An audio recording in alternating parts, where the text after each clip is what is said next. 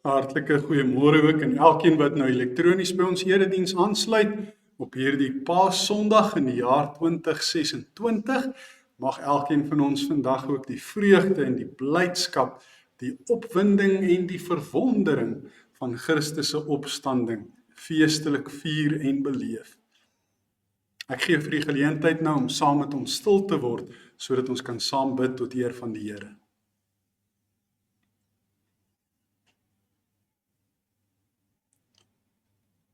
Jesus, ons eer U, want U is die opgestane Heer.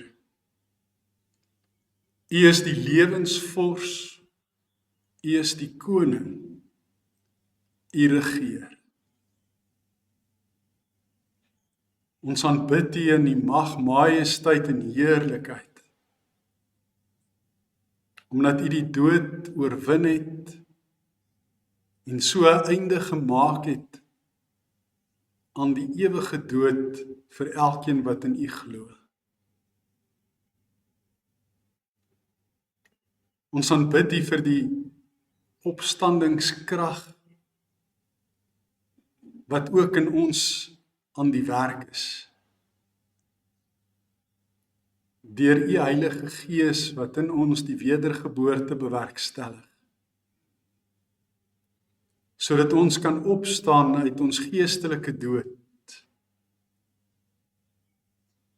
en sodat ons kan lewe en kan werk tot eer en verheerliking van U groot en heilige naam. En daarom is dit ons gebed, Vader, dat U ook vandag op hierdie groot dag met elkeen van ons sal praat. Dat die boodskap wat ons sal hoor by ons harte sal ingang vind, dat dit in ons gedagtes sal bly, dat ons dit sal bepeins en daaroor sal nadink, maar dat dit ons ook sal motiveer om tot dade oor te gaan, dade van dankbare toewyding en gehoorsaamheid, waardeur U geëer en verheerlik mag word. Dit kom bid ons in die naam van Jesus Christus, die opgestane Heer. Amen. Geliefdes, ons het verlede Vrydag, afgelope Vrydag, Goeie Vrydag gevier, teruggedink aan die kruisiging van Christus, en ons het afgesluit met hierdie skyfie, wat die heilige nagmaal God se simbole is, wat soos emojis amper werk, en wat ons herinner, dat hy mense met wonde kan verander in mense met verwondering. En ek het U gevra om na te dink oor die vraag, is jy nog verwond?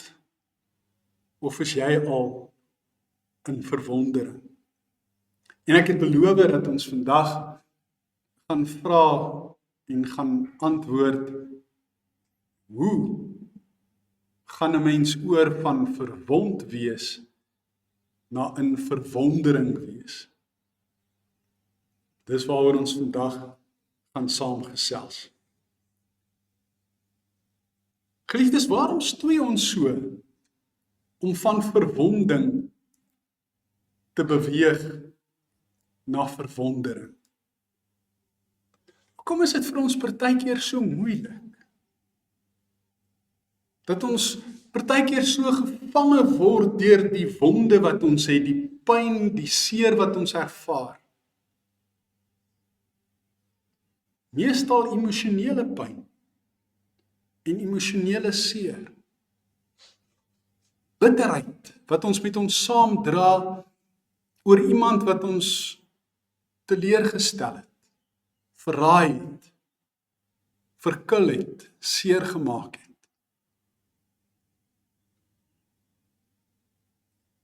Wonde wat ons met ons saamdra oor siektes, oor dood, oor verslawing, en al die ander dinge wat ons Vrydag genoem het. Hoekom is dit so moeilik vir ons om te beweeg van verwonding na verwondering? Die antwoord gaan ons kry in Johannes hoofstuk 6, waar ons gaan lees vanaf die 22ste vers. Ek het al per geleentheid tydens die heilige nagmaal ook uit die gedeelte gelees, maar die klem so bietjie anders laat val. Die opskrif is die brood uit die hemel. Nou moet ek net eers gou vir die agtergrond skets, wat het gebeur voor hierdie hoofstuk. Jesus het die mense geleer. Daar was 'n verlamde man gewees by die bad van Bethesda. Vir 38 jaar het hy daar gelê. Hierdie bad het soms in beweging gekom.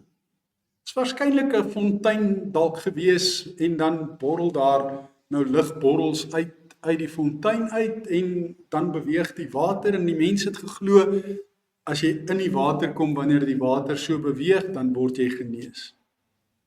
Nou vir 38 jaar lê hierdie verlamde man al daar. En hy kan nie in hierdie water kom nie, want hy is nie in staat om te beweeg om daarby te kom nie. Hy's 'n verwonde mens vir 38 jaar. Dan kom Jesus by hom verby en hy vra vir hom, wat kan hy vir hom doen? En dan sê hy vir Jesus, maar hy lê al 38 jaar hier en elke keer as die water in beweging kom, kan hy nie in die water kom nie, want iemand anders spring hom voor. En niemand help hom om in die water in te kom nie. Hy het niemand om hom te help nie, hy's vinger alleen. Sy verwonding is so groot dat daar nie eintlik meer hoop is vir hom. En dan sê Jesus vir hom, staan op, vat jou beddegoed en loop. En dan doen hy dit. En die mense is verwonderd wanneer hulle hierdie wonderwerk sien. Maar daar's ook mense wat baie ontsteld is, want dit gebeur op 'n Sabbatdag. En hulle mensgemaakte godsdienstige reëls verbied jou om iets te dra op 'n Sabbatdag. Verwond deur hulle godsdienstige reëls kan hulle nie in verwondering raak oor die wonderwerk wat gebeur. En dan gee Jesus daarna vir meer as 5000 mense brood en vis om te eet uit 5 brode en 2 visse uit. En dan word dit laat en dit word donker en Jesus se disippels klim in skuitjies en hulle vaar oor na Kapernaum toe, terwyl Jesus teen die berg alleen opgaan om te bid. En dan in die middel van die nag steek daar 'n wind op, toe hulle al so 5-6 kilometer ver in die see ingeroei het, en die wind word so sterk dat dit stormagtig begin word en dat daar groot golwe begin ontstaan. En natuurlik word die disippels nou bang. En dan sien hulle, maar hier kom iemand aan, op die water na hulle toe aangeloop, 5-6 kilometer ver, in stormweer, met 'n wind en groot golwe. En dan sit Jesus, en hy klim saam met hulle in die skuit, en hulle vaar oor na Kapernaum toe. Nou is daar nog mense wat aan hierdie kant van die see was. En dis nou hulle wat hiervan gepraat word. Hulle wat oorkant die see was, het gesien dat daar net een skuitjie is, en hulle het geweet dat Jesus nie saam met sy disippels in daardie een enkele skuitjie geklim het nie, maar dat die disippels alleen weggevaar het na die oorkant. Die volgende dag kom daar toe ander skuitjies van Tiberias af aan naby die plek waar die mense die brood geëet het, nadat die Here daarvoor gedank het. Toe die mense sien dat Jesus nie daar is nie en sy disippels ook nie, het hulle nou in hierdie skuitjies wat nou van Tiberias af gekom het, ingeklim en hulle toe ook na Kapernaum toe gevaar op soek na Jesus. En toe hulle hom oor kan die see kry, vra hulle vir hom, Rabbi, wanneer het u hierheen gekom? En 'n mens sou nou verwag dat Jesus aan hulle verduideliking sou gee, dat hy in die middel van die nag oor die water geloop het en tot in die skytjie gekom het en dan geklim het en oorgevaar het na die ander kant. Maar hy doen dit nie. Hy antwoord nie hulle vraag nie. Hy weet wat hulle eintlik soek. Hulle soek eintlik nie 'n verduideliking hoe hy gekom het aan die ander kant van die see nie. Hulle is honger. Hulle is verwond. En daarom antwoord hy hulle, dit verseker ek julle. Julle soek my, nie omdat julle die wondertekens gesien het nie, maar omdat julle van die brood geëet en versadig geword het. Julle moenie werk vir die voedsel wat vergaan nie, maar vir die voedsel wat nie vergaan nie en wat ewige lewe gee. Hulle is dus gepla oor hulle maag. Die brood was so lekker. Hulle wil dit weer hê. Maar hulle besef nie waaroor Jesus eintlik gekom het nie. Hy het nie eintlik gekom om hulle magies vol te maak, sodat hulle met lekker vol magies kan gaan slaap. Hy het gekom sodat hulle kan werk. Werk vir voedsel wat nie opraak nie, wat nie vergaan nie. Voedsel wat die ewige lewe gee. En wie gee daardie voedsel? Dit sal die Seun van die mens vir julle gee, want God die Vader het hom die mag daartoe verleen. Jesus gee daardie voedsel van die ewige lewe, want hy het die mag daartoe by God die Vader self gekry. Hulle vra hom toe, wat moet ons doen om te doen wat God van ons verlang?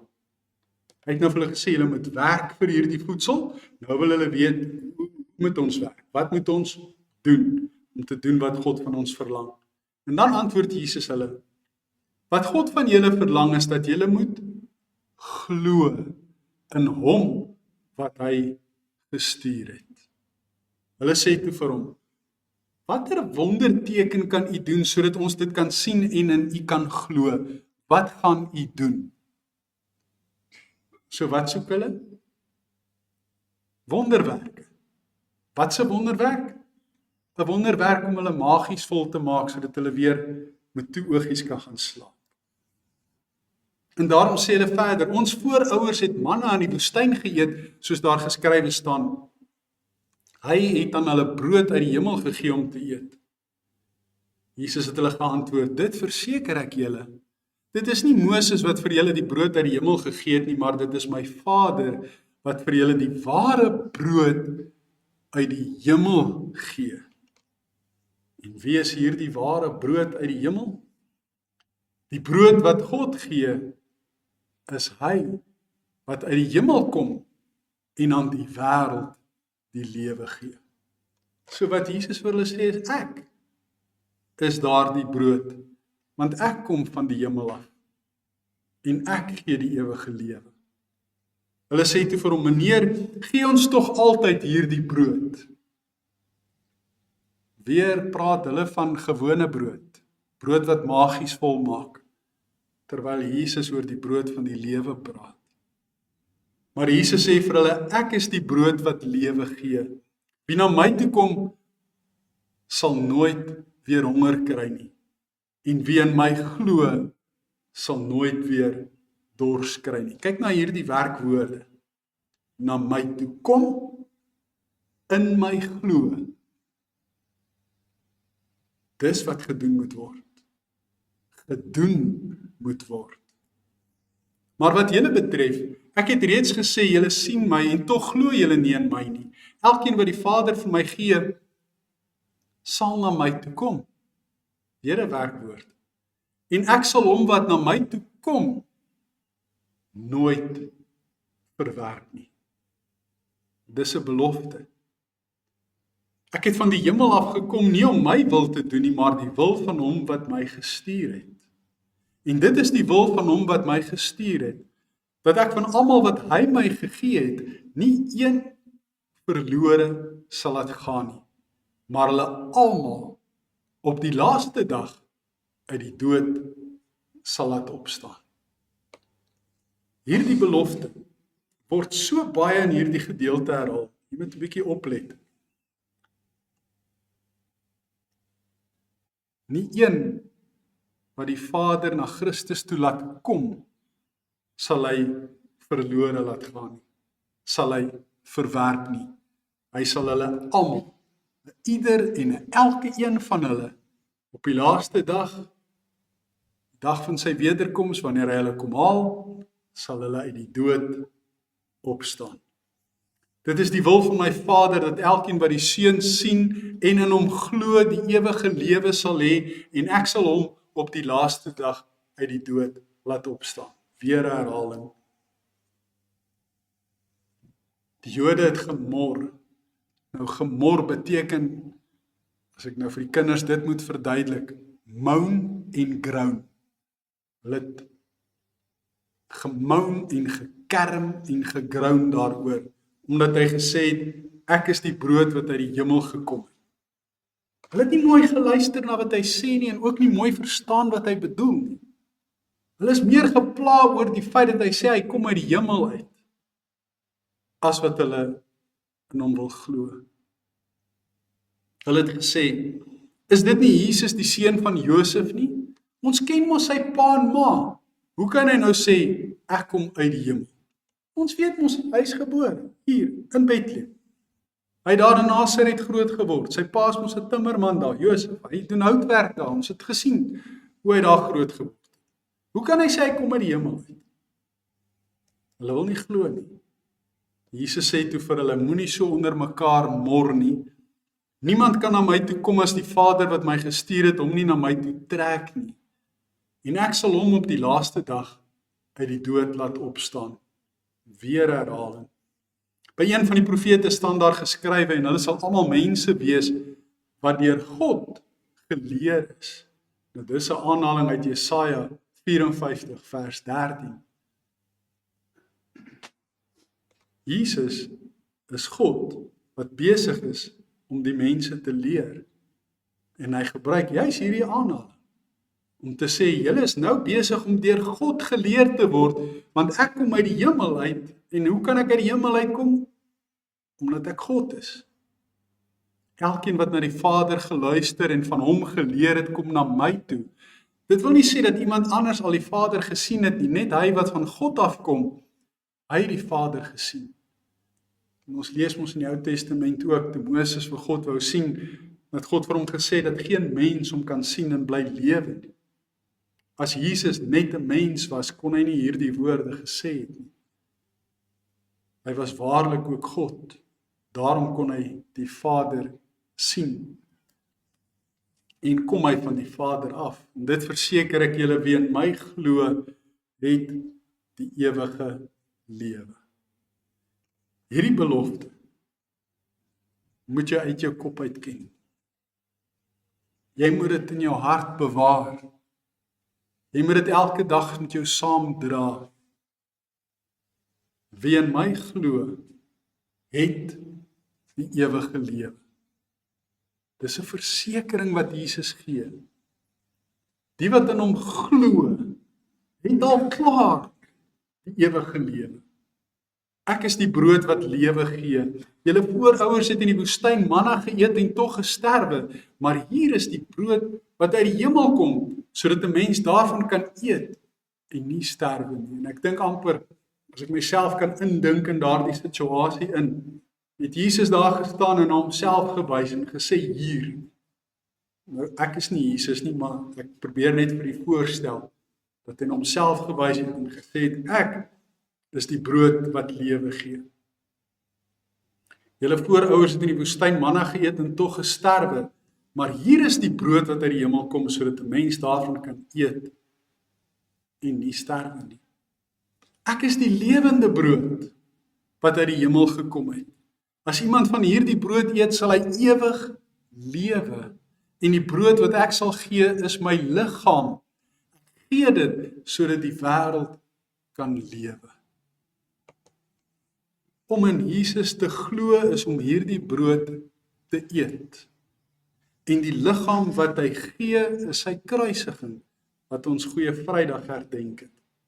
En hy het dit gegee sodat die wêreld vir wie God liefhet, wat in hom glo, in Christus glo, die ewige lewe kan hê. Die Jode toe onder mekaar begin stry en gesê, hoe kan hy sy liggaam vir ons gee om te eet? Hulle klink dit soos kannibalisme. Maar Jesus sê vir hulle, dit verseker ek julle, as julle nie die liggaam van die Seun van die mens eet en sy bloed drink nie, het julle nie die lewe in julle nie. So die fout wat hulle maak is om te dink dat die emojis regtig egtig is. Die emojis is mos nie regtig egtig nie, dis simbole van iets anders. So is die wyn en die brood by die nagmaal simbole van Jesus se liggaam en bloed. Wie my liggaam eet en my bloed drink, het die ewige lewe en ek sal hom op die laaste dag uit die dood laat opstaan. Weer herhaal. My liggaam is die ware voedsel en my bloed is die ware drank. Wie my liggaam eet en my bloed drink, bly in my en ek in hom. Bly in my en ek in hom. Soos die lewende Vader my gestuur het en ek deur hom lewe, so sal hy wat my eet ook deur my lewe. Want hy bly in my en ek bly in hom. Hierdie brood wat uit die hemel gekom het, is nie soos die manna wat julle voorouers geëet het nie. Hulle het dit geëet en tog gesterwe. Wie hierdie brood eet, sal ewig lewe. Hy herhaal dit weer 'n keer, sodat dit by hulle moet insink. En dan sluit hierdie gedeelte af met die woorde, Jesus het dit gesê toe die mense in die sinagoge in Kapernaum geleer het. Terugverwys weer na die aanhaling uit Jesaja, dat dit God is wat hulle leer. Jesus is God wat besig is om hulle te leer. Ons vier vandag Paas Sondag. Vir Christene is dit eintlik die heel belangrikste dag op ons Christelike kalender. Interessant genoeg, die meeste Christene oor die algemeen dink Kersdag is die grootste dag in die Christelike kalender. Want 'n mens kan maar gaan kyk reg oor die wêreld en reg oor ons land. Wanneer en op watter dag is die kerk op sy volste? Dis op Kersdag. Dis die dag wanneer mense moeite doen om kerk toe te gaan. Maar Paas Sondag is die opstanding van Christus. Dis nie sy geboorte nie, dis nie sy begin nie, dis sy oorwinning. En daarom is dit die belangrikste dag in ons kalender. Maar dis mos daar die lang naweek wat ons lekker see toe gaan en gaan vakansie. En as ons op vakansie is, gaan ons nie noodwendig kerk toe nie, tensy dit Kersdag is. Daar's iewers 'n skroef los, ons sal moet dit regstel. En ons weet Christus het opgestaan, want in Matteus 24 vers 23 lees ons hoe dat die engel vir die vrou wat daar by die graf kom, sê hy is nie hier nie, want hy is uit die dood opgewek, soos hy gesê het. Hy het voor die tyd, by herhaling vir hulle gesê, ek gaan sterf, maar ek gaan op die 3de dag opstaan. Ek gaan opgewek word.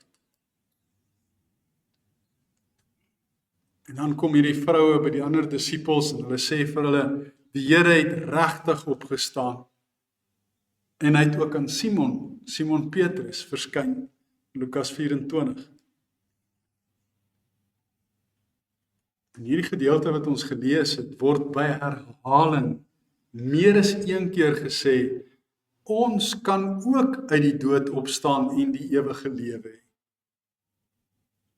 Ons lees dit in vers 27, vers 33, 35, 39, 40, 44, 47, 50, en asof dit nie alles nie ook in 51, 53, 54, 57 en ook in 58.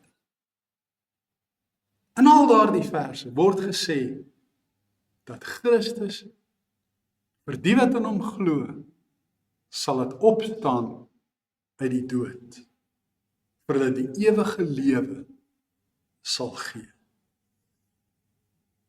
Moet dit 'n mens nie vervul met verwondering nie. Wat moet ons doen om te doen wat God wil hê? Vra die mense vir Jesus. Wat moet ons doen? Want hy het vir hulle gesê hulle moet werk vir die voedsel wat die ewige lewe gee. Wat moet ons doen om te doen wat God wil hê, sodat ons ook kan opstaan uit die dood, die ewige lewe kan hê en van verwonding na verwondering kan opstaan? Wat moet ons doen? Hoe kan ons ontslae raak van hierdie verwondheid van ons? Van al hierdie emosionele pyn en seer en swaar kry wat ons met ons saamdra, die bitterheid, die teleurstelling, die siekte, die dood van 'n geliefde, wat dit ook al mag wees, 'n egskeiding. Hoe kan ek daar oorkom en opstaan in verwondering oor die wonder van Christus se opstanding uit die dood? Wat moet ons doen? Ons lees in Efesiërs 2 vers 8, ons word uit genade gered deur ons geloof. Hierdie redding kom nie uit ons eie verdienste nie. En daarom is dit nie iets waarop ons kan trots wees nie. Dis God wat ons red uit genade. En die woordjie genade beteken eintlik 'n gratis geskenk. En dis wonderlik dat God ons uit genade red. Want niemand van ons kan dit verdien om deur hom gered te word nie. Selfs ons beste pogings daartoe is met sonde bevlek. Ons word as babietjies in sonde ontvang en gebore. En ons lewe lank stry ons teen ons sondige natuur. En as gevolg van ons sondige natuur kan ons nie onsself red nie. Dis net God wat ons uit genade red. En hierdie ding, hierdie waarheid, hierdie feit maak ons geloof anders as al die ander godsdienste in die wêreld. Want al die ander godsdienste is plekke en maniere waarop mense probeer om dit te verdien om gered te word. Ons hoef niks te doen nie. Christus het alles gedoen. En al is dit so 'n wonderlike waarheid wat ons in verwondering moet laat, is dit ongelukkig ook vir baie mense 'n groot verleiding. Want hulle kry as gevolg daarvan 'n lazy boy syndroom. Lazy boy syndroom. Om 'n couch potato te raak. Net op die bank te sit of te lê. Met 'n skerm voor jou, televisieskerm, of rekenaarskerm, of selfoonskerm.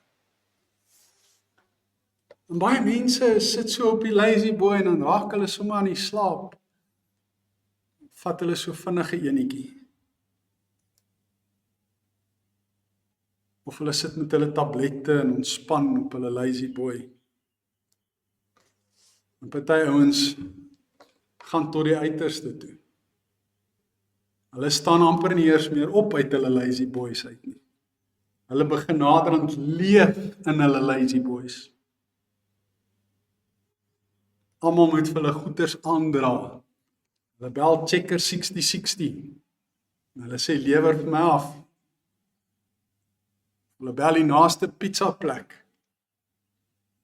Ek hoor nou die dag jy ou kom maar op die strand aan, gaan sit op die sand en hy het so bakkie rou maalvleis, rou mins by hom.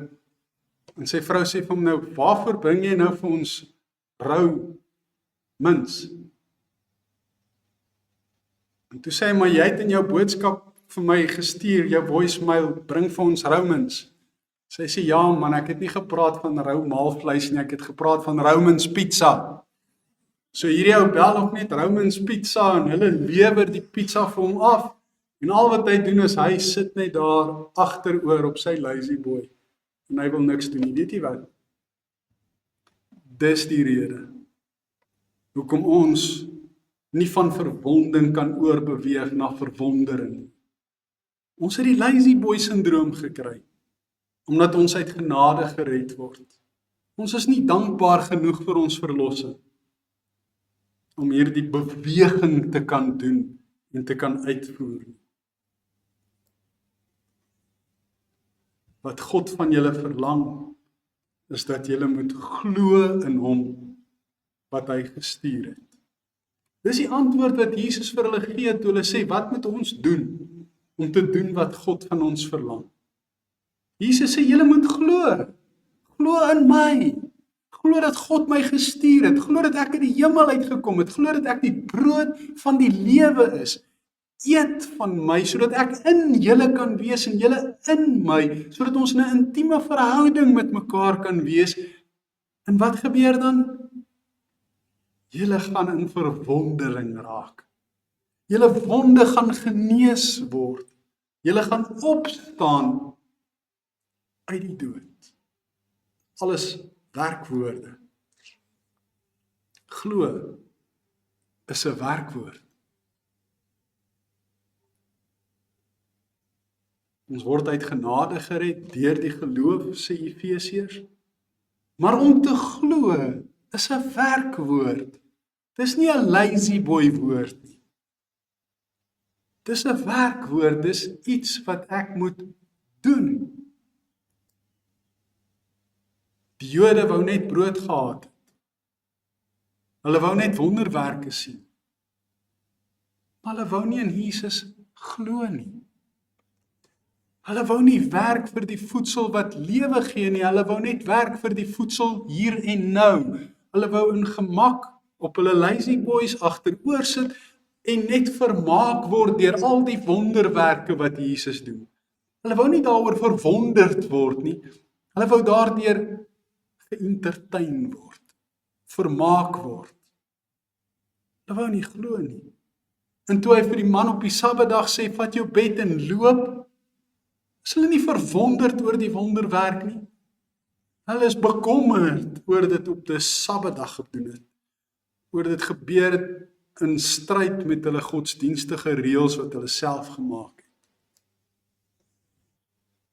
En later het hulle self so ver gegaan as om hom aan die kruis te vermoor.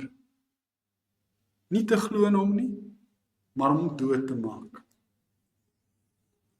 Ons lees dat daar van Jesus se disippels was, wat ook nie in hom wou glo nie. Toe Jesus gesê het, hulle moet sy liggaam eet en sy bloed drink, het hulle gesê, dit wat hy nou van ons verwag is net doeteenvoudig te erg. Mens kan nie dit glo nie, hoe kan 'n mens dit nou glo, hoe kan jy dit nou wil doen, dis kannibalisme, en het omgedraai en huis toe gegaan. En daar was ook een wat hom verraai het. Ons lees dit in 6 vers 66 en ook Johannes 6 vers 64. Maar dis nie al nie. Ons lees ook in hierdie selfde hoofstuk, Jesus se eie broers wou nie eers in hom glo nie. Sy eie broers. Later van tyd het Jakobus wel geglo en Jakobus het die Jakobusbrief ook geskryf, maar op hierdie stadium wou sy eie broers, sy bloedbroers, kinders van Josef en Maria, eintlik sy halwe broers, wou nie eers in hom glo nie.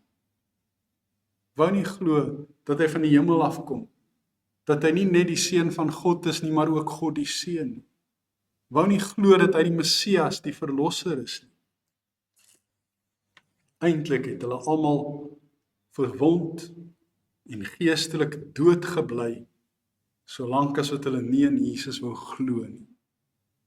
Nie daai werkwoord glo wou doen nie. Vandag sien ons dit om ons ook raak. Daar's amper nie 'n mens op hierdie aarde wat nie van Jesus weet nie. Maar is hy in hulle en hulle in hom? Glo hulle regtig in hom? Of weet hulle maar net van sy bestaan?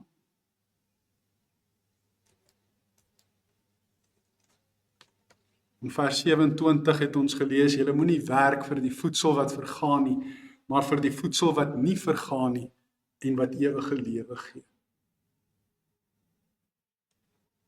Om te glo is 'n werkwoord, jy moet werk vir die voedsel wat die ewige lewe gee.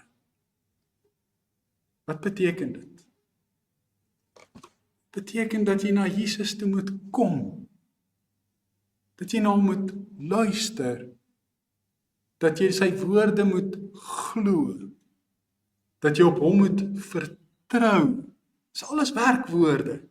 Dinge wat jy moet doen, sodat jy die ewige lewe kry uit genade. In vers 35, maar Jesus sê vir hulle, ek is die brood wat lewe gee. Wie na my toe kom, sal nooit weer honger kry nie, en wie in my glo, sal nooit weer dors kry. Jy kan nie op jou lazy boy bly sit nie. Jy moet opstaan en na Jesus toe kom, sodat jy by hom kan wees, en hy by jou, jy in hom, en hy in jou. Vers 45, elkeen wat na die Vader geluister en van hom geleer het, kom na my toe. En waar luister ons na God en waar leer ons van God? Hier in die kerk. Hoofsaaklik. Daar's baie ander plekke ook, maar dis eintlik die plek waar God wil hê ons nou moet luister en by hom moet leer. Waar is Jesus besig om die mense te leer? In die kerk, in die sinagoge, in Kapernaum. Hy's besig om te preek. Hy staan op die kansel en hy verkondig God se woord aan hulle. Hulle moet na hom toe kom, hulle moet na hom luister, hulle moet by hom leer. Dis wat geloof doen.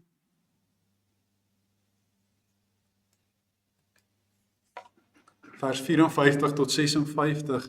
Wie my liggaam eet en my bloed drink, het die ewige lewe en ek sal hom op die laaste dag uit die dood laat opstaan. My liggaam is die ware voedsel en my bloed is die ware drank. Wie my liggaam eet en my bloed drink, bly in my en ek in hom. En toe ons die nagmaal gebruik het, het ons juist dit simbolies gedoen. Ons het sy liggaam en sy bloed geëet en gedrink. Nou kan hy in ons bly en ons ook in hom. En dis om die woorde van Johannes die Doper ook te gebruik. Hy het gesê, hy is nie eens werd om Jesus se skoene vas te maak. En hy het gesê, Jesus was al voor hom daar, terwyl hy voor Jesus gebore was.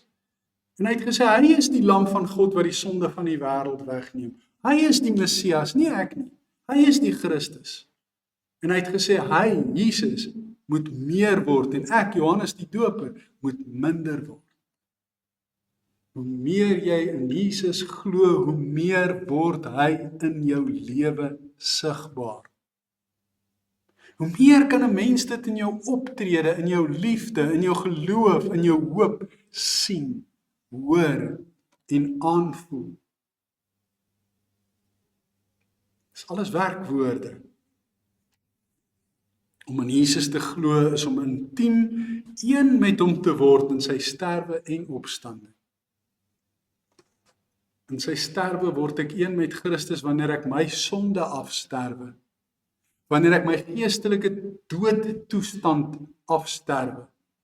En wanneer ek opstaan saam met Christus, omdat hy in my is, met dieselfde krag waardeur God vir Jesus uit die dood opgewek het, Efesiërs 1, met daai selfde krag werk God ook in ons, om ons te laat opstaan uit die dood. Hierdie geestelike dood, sodat ons vir ewig kan lewe.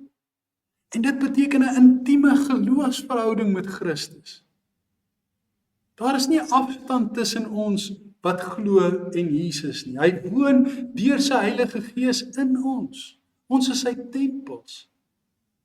Hy is so naby aan ons dat ons sy woorde in ons ore kan hoor. Wanneer ons die Bybel lees, wanneer die Gees met ons praat. Dis wat geloof doen. Dit maak dat jy 'n intieme eenwording met Christus beleef. Saam met hom sterf, saam met hom opstaan. Om te glo is om hom te ken en om op hom te vertrou. Die Heidelbergse Katekismes sê ons geloof is kennis en vertroue. Hoe doen ek die kennis op? Deur te luister na wat hy my leer. Ek gaan na hom toe om te hoor wat hy leer. Ek gaan kerk toe om te hoor wat word verkondig uit sy woord, sodat ek hom kan leer ken. En as ek hom leer ken, plaas ek my vertroue in hom, want ek weet, ek kan nie myself verlos nie. Ek het hom nodig om my te verlos. Ek het nou die dag gesukkel met 'n ding wat ek self nie kon regkry. En ek vra vir Chris, help my gou, en hy help my. Ek vertrou hom toe om die ding waarmee ek sukkel vir my te doen. En sommer net so in 'n japtrap is dit gedoen, dis afgehandel, opgelos. Dis presies hoe dit ook met Jesus werk. Jy sukkel om jouself te red, want jy kan nie. Jy sukkel om van hierdie eie wonde wat jy het, ontslae te raak en oor te gaan in verwondering, want in jouself kan jy nie. Jy kan dit net met Jesus se krag doen, en daarom moet jy op hom vertrou en hom staat maak. Hulle sê mans wil mos nie 'n pad vra as hulle iewers verdwaal het nie. Hulle sê vrouens sal dit nog vra. Ons het nou daarom GPS'e vandag, maar in die ou tyd, toe daar nog nie so iets was. 'n Man wil nie sommer erken dat hy nie weet waar hy is nie, en dat hy nie weet waarheen hy gaan nie. Hy wil self 'n oplossing kry vir die probleem. Dis 'n fout wat ons maak as ons dink dat ons onsself kan red en onsself kan verlos. Al die ander godsdienste probeer dit doen. Dis 'n fout. Hulle kan dit nie regkry nie. Jy moet op Jesus vertrou. Hy is die enigste ware verlosser. Niemand anders nie. Om in Jesus te glo en van verwonding op te staan tot verwondering behels dus die volgende. Nou dit wat nou hier volg, moet ek by voorbaat voor verskoning vra. Ons het in Afrikaans 'n paar idiome. Idiome is mos vaste uitdrukkings, wat 'n ding darm maar raak kan sê. En daar's party idiome wat 'n mens eintlik nie in goeie geselskap behoort te gebruik nie. En daarom gaan ek hierdie idioom nie hardop sê nie. Maar ek gaan hom vir jou wys. Want dis eintlik wat moet gebeur. Dis eintlik wat ons moet doen. En ek glo julle sal hierdie idioom dadelik herken en ook presies verstaan wat dit beteken.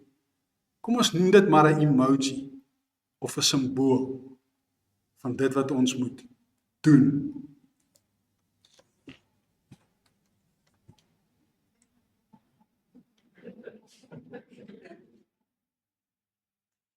Ek vra om verskoning dat ek in goeie geselskap so iets moet sê, maar om in Jesus te glo en van verwonding op te staan tot verwondering behels dat jy dit moet doen.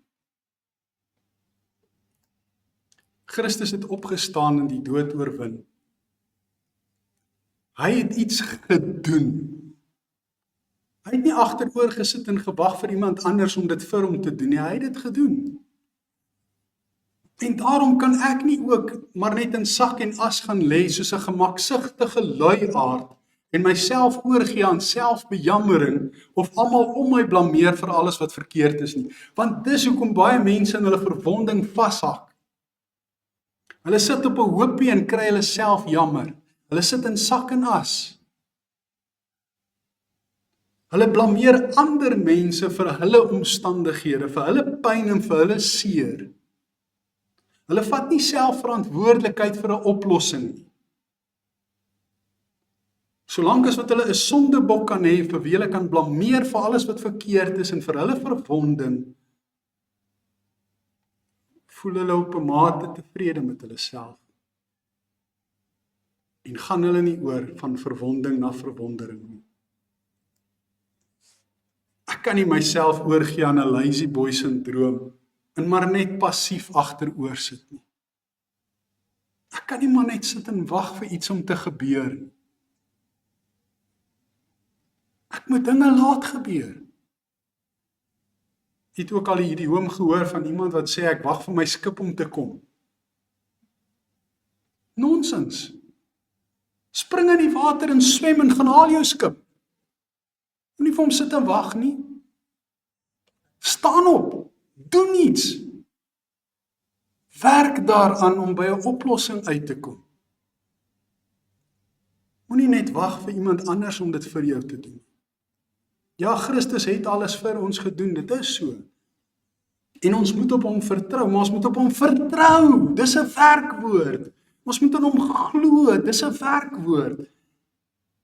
moet in verwondering oor Christus se oorwinning oor die dood, saam met hom opstaan, uit my verwonding, uit my geestelike dood.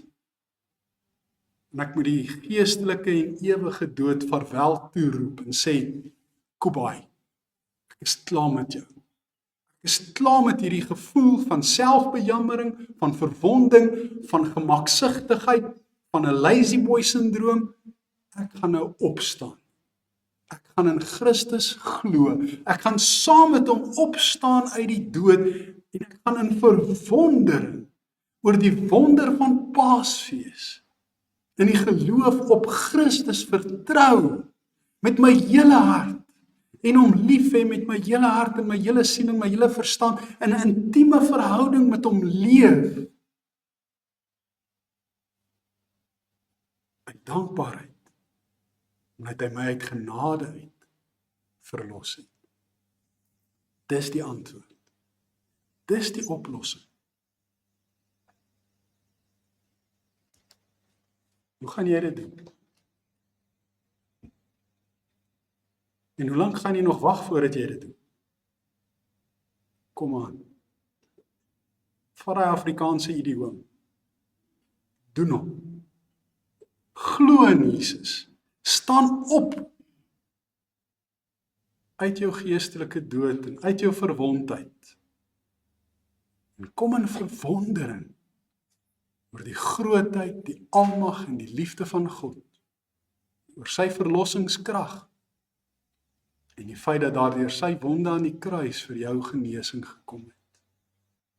Christus is nie dood nie. Hy is nie daar in die graf nie. Hy het opgestaan. Dit is tyd dat jy ook opstaan. Amen. Kom ons bid saam. Hemelse Vader, ons moet vandag kom bely dat ons so gemaksigtig is. Dat ons so lui geword het. Dat ons so maklik die gedagte dat ons uit genade gered word misbruik as 'n verskoning om niks te doen. Maar U Here, U het vir ons aan die kruis gesterwe sodat ons moet glo. Sodat ons op U moet vertrou. Sodat ons na U toe moet kom. Sodat ons by U moet kom leer. Na U moet kom luister. Sodat ons aan U gehoorsaam moet wees. Dis die voedsel van die ewige lewe. En daarom, Here, wil ons vandag kom sê, ons glo dat Jesus ons Here en ons Redder en ons Verlosser is. Ons glo dat Jesus die Christus, die Messias is. Die een wat die profete aangekondig het wat moes kom. Ons glo dat hy opgestaan het. Dat hy opgevaar het na die hemel. En dat hy weer gaan kom om ons wat in hom glo te kom haal. Sodat ons ook kan opstaan uit die dood. Maar Here, ons wil nie wag vir een dag nie. Ons wil sommer vandag opstaan. Opstaan uit ons geestelike dood en uit ons verwondheid. Ons wil opstaan uit al hierdie dinge wat ons so vashou en wat ons so verbitterd maak en wat ons so seer maak, wat ons so voor teleurgestel is en al die dinge wat ons so blameer, ons omstandighede en ander mense, vir wie ons die skuld probeer gee vir alles wat verkeerd is. Ons wil opstaan en ophou daarmee. Ons wil die geestelike dood en die sonde agter ons los. Ons wil dit vaarwel toeroep. Ons wil die ewige lewe met albei arms aangryp en daarna streef en ons daarvoor met moed en ywer beywer. Ja, Here, ons glo. Kom ons ongeloof te hulp. Vader, so bid ons dan dat ons verwondheid sal oorgaan in verwondering en dat ons uit dankbaarheid vir ons verlossing sal doen wat U van ons vra. Ons bid dit in Jesus se naam. Amen.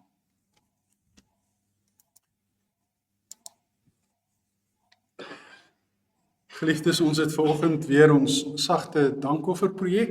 Jy kan die dankoffers in die koevertjies plaas. As jy nie 'n koevertjie het nie, kan jy dit maar net by die deur of in die skatkis maar net vir ons ingooi. Baie dankie ook daarvoor. Ons doen dit omdat ons dankbaar is en omdat ons die Here dankbaar dien met eerbied en ontzag, soos hy dit wil. Geseënde Paasfees vir elkeen.